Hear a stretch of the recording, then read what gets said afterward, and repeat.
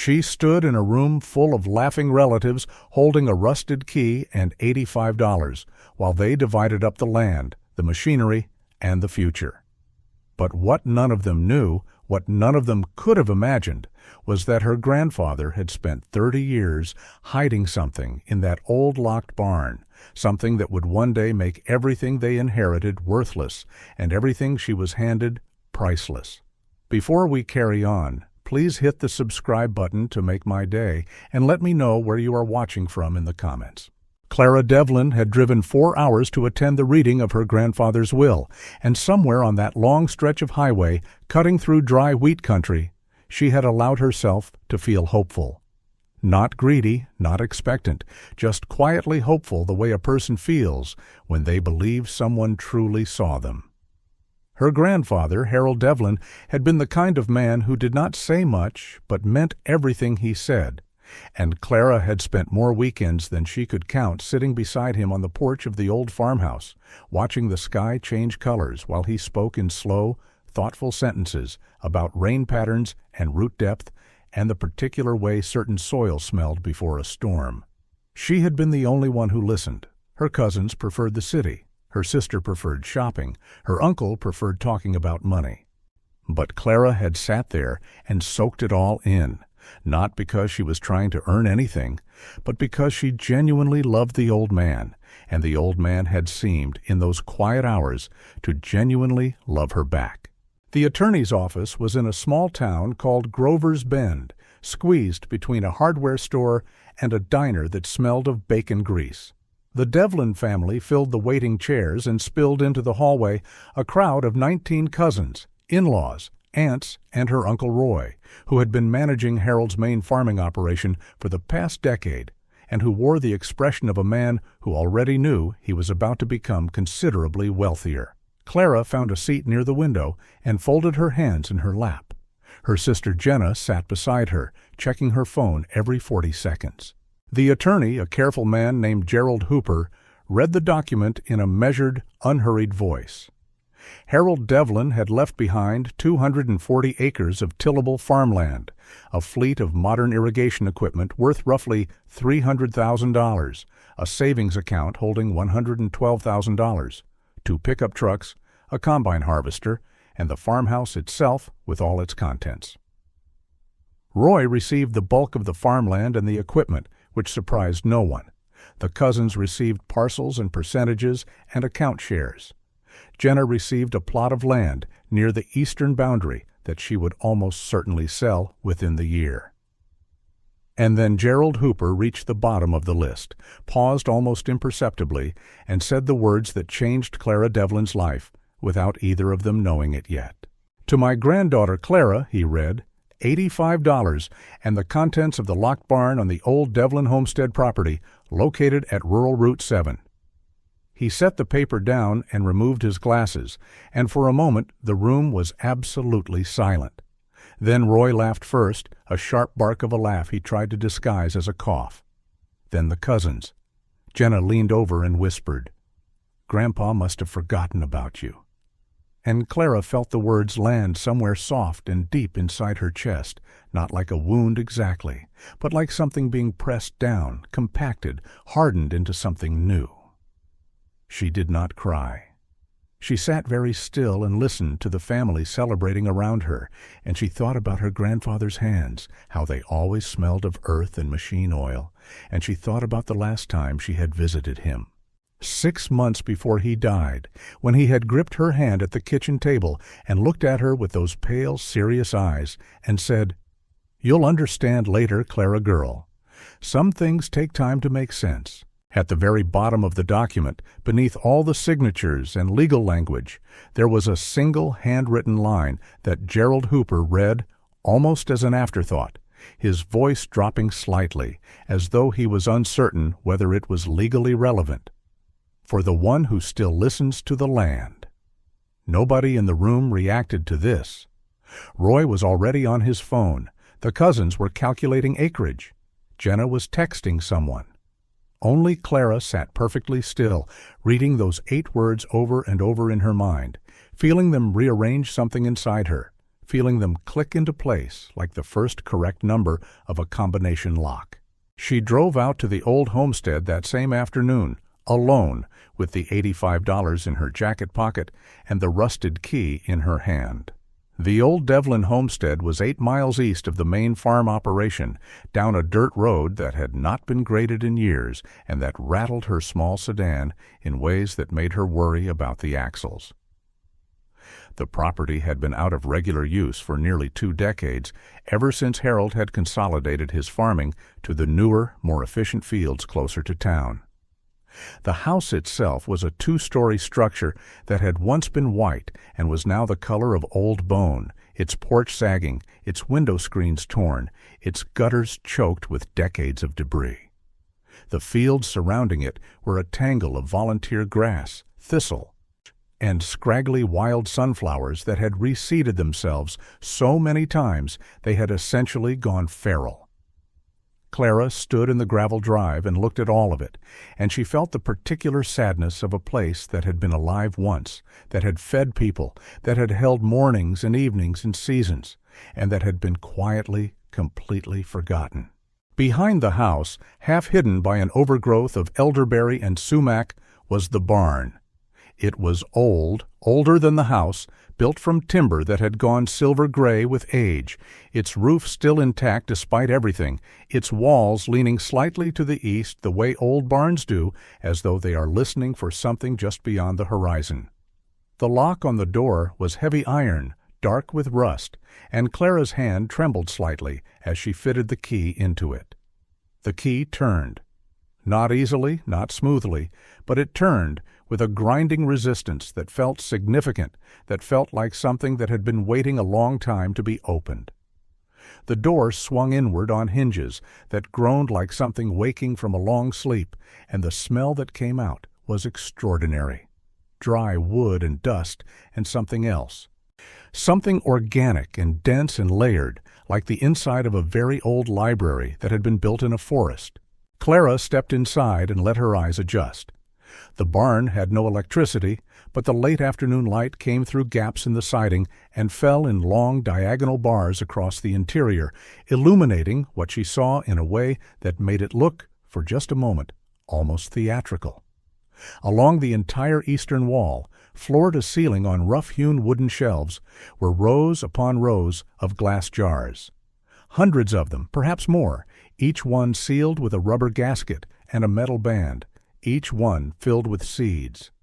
Some jars held seeds she recognized, corn, beans, squash, but many held varieties she could not immediately identify. Seeds that were deep purple and almost black, seeds that were small and hard as pebbles, seeds that were papery thin and translucent, seeds that ranged in color from pale gold to deep brick red. And on each jar, in her grandfather's careful, small handwriting, was a label, a name, a date, a soil type, and a single line of notes. On one jar, Cherokee purple corn, 1968, drought-resistant, low nitrogen need. On another, Egyptian walking onion, 1973, perennial, extremely cold-hardy, self-propagating.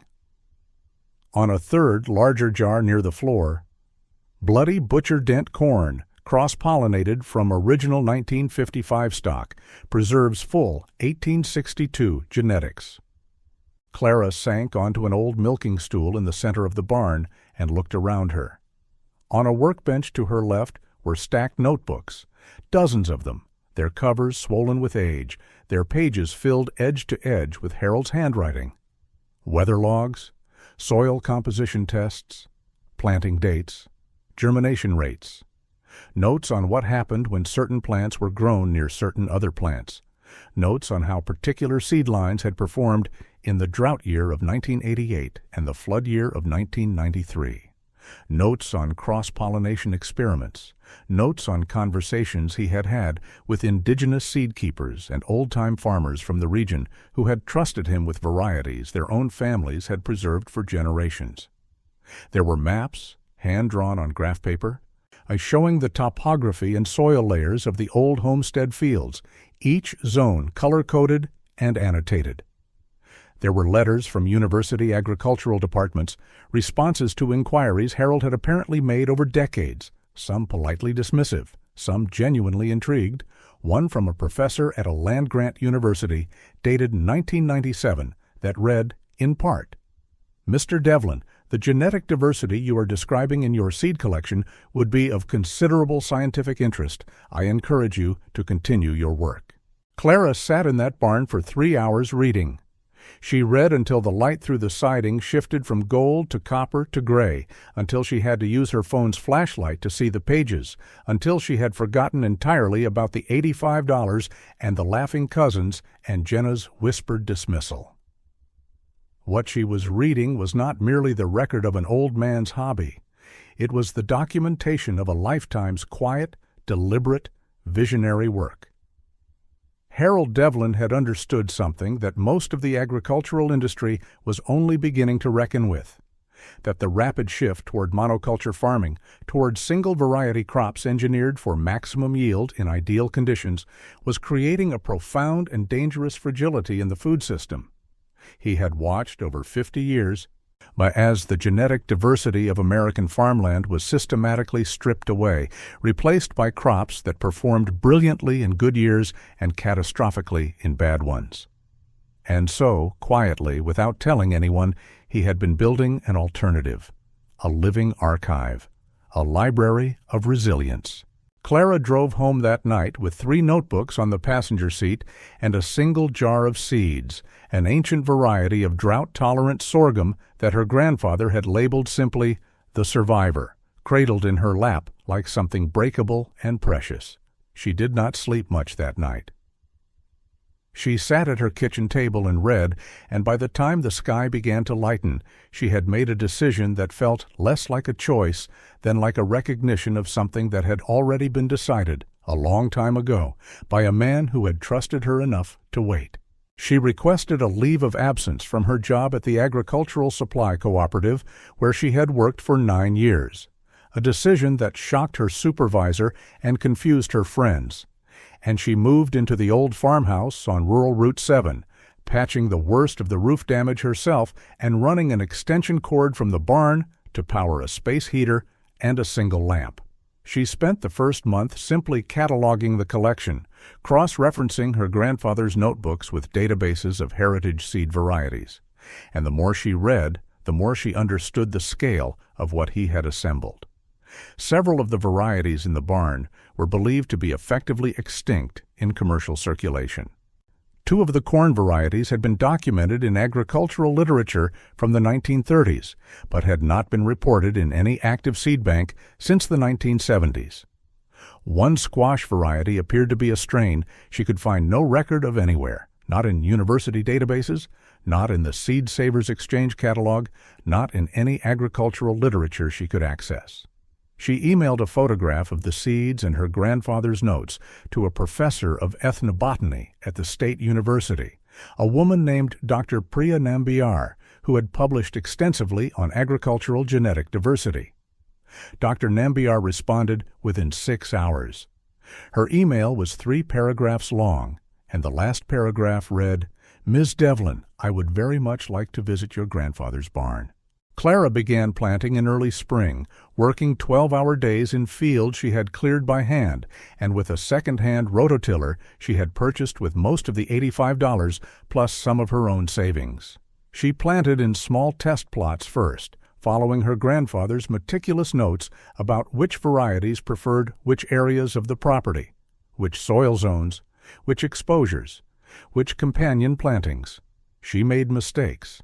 Several test plots failed in the first weeks due to a late frost she hadn't adequately prepared for, and she sat in the mud beside the dead seedlings and felt, briefly, the particular despair of a person who has committed completely to something and is watching it fail. But she went back to the notebooks and found the passages about the same late frost of 1981 and what Harold had done to protect the cold-sensitive varieties, and she adjusted. She built low, cold frames from salvaged wood and old window glass. She planted windbreaks of the hardier varieties around the more delicate ones. She began to feel the farm the way her grandfather had described feeling it, not as a piece of land you managed from a distance, but as a system you participated in, a conversation that required attention and patience and a willingness to be corrected. By midsummer, the fields were alive in a way that stopped people on the road. Visitors would slow their cars and stare at the extraordinary variety of what was growing there.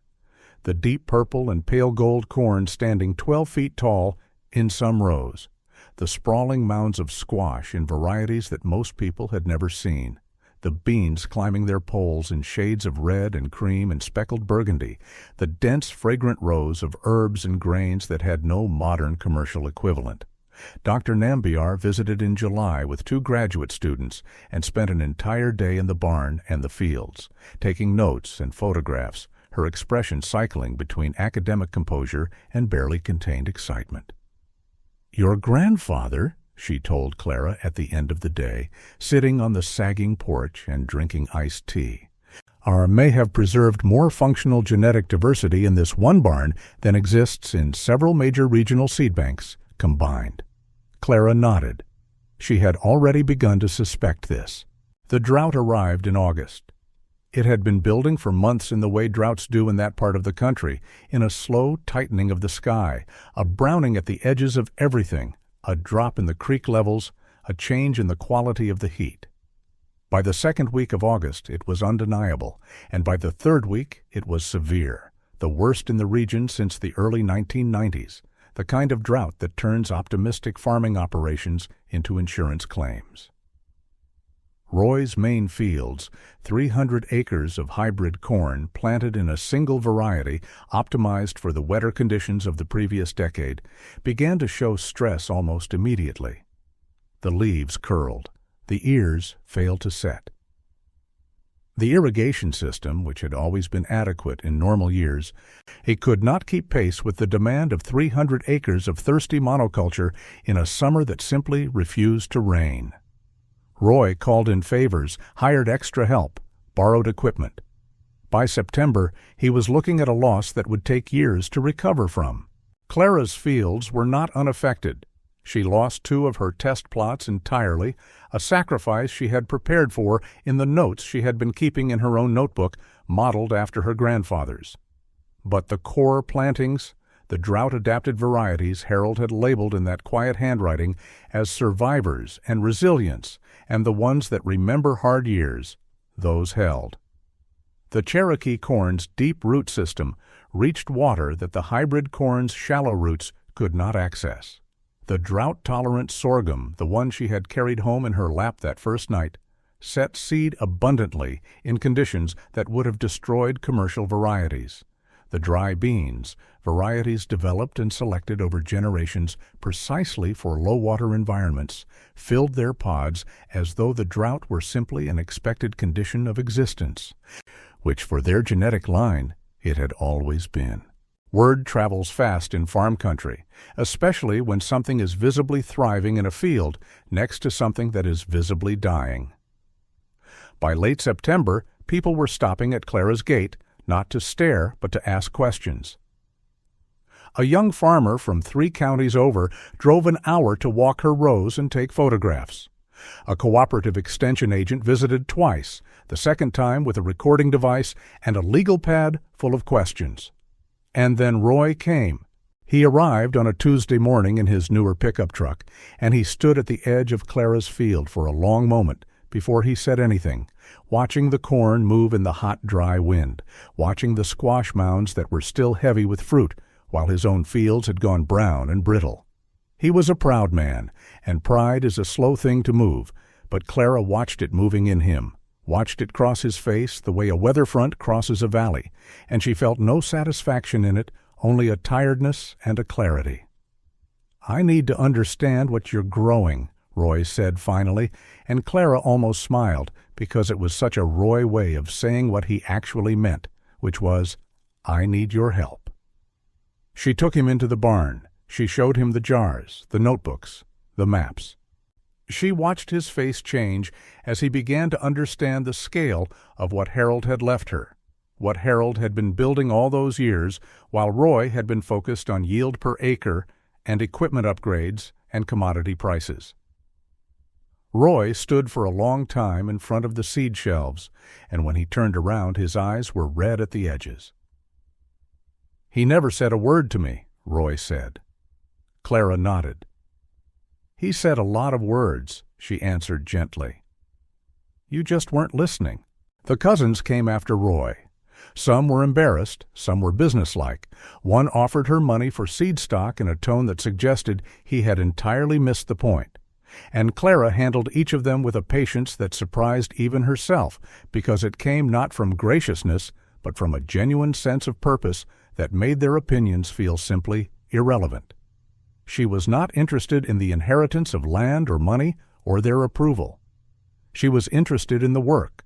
She partnered with Dr. Nambiar's research program to formally document and preserve the collection, ensuring that the seed bank would be replicated in a university facility as insurance against loss. She began selling certified heritage seed stock to small farmers, specialty produce growers, and home gardeners, charging fair prices and reinvesting every dollar into the farm's infrastructure. She repaired the barn roof, ran proper electricity out to it, installed temperature and humidity monitoring to protect the collection through future seasons. She hired 2 young workers from the area, both of them recent agricultural school graduates, who had been struggling to find positions that didn't require them to operate at industrial scale, and she taught them what her grandfather had taught her, which was not just how to grow things, but how to observe, how to record, how to participate in the longer conversation between seed and soil and sky. By the following spring, the farm had been written about in a regional agricultural magazine, then in a national food publication, then, quietly, in a brief item in an academic journal on ethnobotany that described the Devlin Heritage Seed Collection as a significant and previously unknown repository of agricultural genetic diversity. Clara framed none of these things.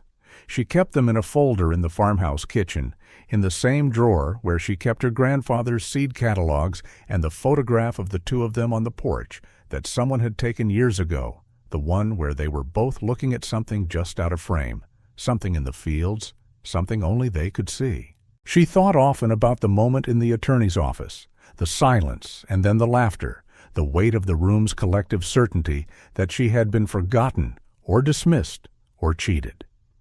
She thought about Jenna's whisper. She thought about how close she had come in those first stunned hours to simply accepting the story the family was telling about what she had inherited. What stopped her was not ambition and not defiance, and not even grief. It was curiosity. The same curiosity that had made her sit on a porch swing as a 12-year-old and ask her grandfather why he checked the soil before he checked the forecast. The same curiosity that had made her lean in when everyone else leaned away. The same quality that Harold Devlin had recognized in her, had trusted, and had built toward for 30 years in a locked barn that smelled of old wood and living seeds. The drought broke in October, a slow, soaking rain that lasted 3 days and turned the dust to mud and the mud to new green.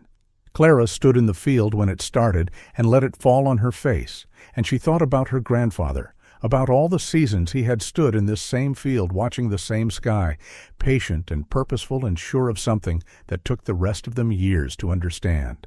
She thought about the $85, still folded in her jacket pocket, still unspent, a number that had started as a joke and had become something else entirely, a kind of talisman, a reminder that value is not always visible, and that the people who understand least are often the loudest about what things are worth. The real inheritance had never been in the numbers. It had been in the notebooks, in the jars, in the slow, careful accumulation of knowledge that looks, from the outside, like nothing at all, right up until the moment it becomes everything. Harold Devlin had given his granddaughter not a fortune, but a foundation, and he had given it to her because she was the one, out of all of them, who understood that the most important things are grown slowly, in silence, by people who are willing to keep listening even when no one else is paying attention. And Clara Devlin, standing in the rain on the farm they had all laughed at, surrounded by fields that had outlasted a drought that broke everything else, understood that she had not just inherited her grandfather's work, she had inherited his faith, and that, as it turned out, was more than enough.